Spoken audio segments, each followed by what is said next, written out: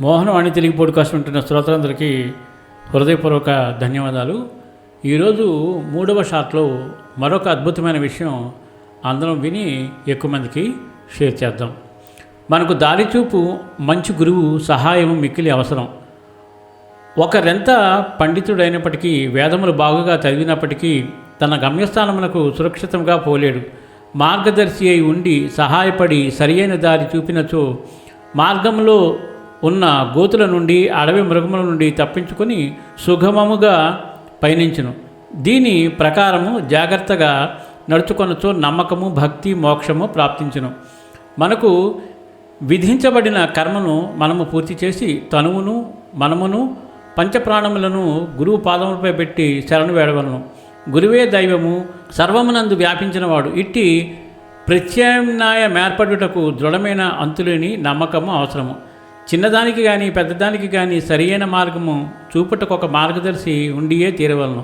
ఉత్త కడుపుతో ఏ అన్వేషణము జయప్రదం కాదు. భగవంతుడు సంకల్పించనిదే మనకు దారిలో ఎవరు కలియరు. పెట్టిన భోజనము వద్దనవద్దు, వడ్డించిన విస్తరి త్రోసివేయవద్దు. భోజన పదార్థములు అర్పించుట శుభ సూచకములు. భక్తుల జ్ఞానము సంపాదించుటకు పోయి ద్రవ్యమును, కాలమును, కష్టమును వేము చేసేదురు. చివరకు పశ్చాత్తాపపడుదురు. గురువు లేనిదే జ్ఞానము సంపాదించుటకు వీలు కాదు. మనస్సును పావనము చేయుటకు మార్గములు తల్లి, తండ్రి, గురువును గౌరవించి పూజించవలను, వారి సేవ చేయవలను. మనస్సును పావనము చేయనిదే ఆత్మ సాక్షాత్కారము పొందలేము. గురువుగారి కటాక్షమే మనకు తోడ్పడను. ధర్మము, అర్థము, కామము మన కృషి వల్ల లభించును. కానీ మోక్షం మాత్రం గురువుగారి సహాయం వలననే పొందవచ్చును. ఎవరైనా ఏదైనా సాధన చేసినచో తగిన ఫలితము పొందెదరు. ఎవరైతే నా పలుకులను జ్ఞప్తి ఎందుంచుకొనెదరో వారు అమూల్యమైన ఆనందము పొందెదరు. అది చాలా అద్భుతమైన విషయం చెప్పారు.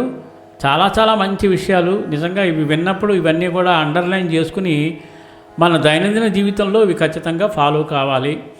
ఆ బాబా యొక్క ఆశీస్సులతో ఇంకా మున్ముందు ఇంకా మన మానసిక పరిపక్వత చెందాలని మనస్ఫూర్తిగా కోరుకుంటూ సర్వేజన సుఖినో భవంతు, లోకా సమస్త సుఖినో భవంతు. ధన్యవాదాలు. స్వస్తి.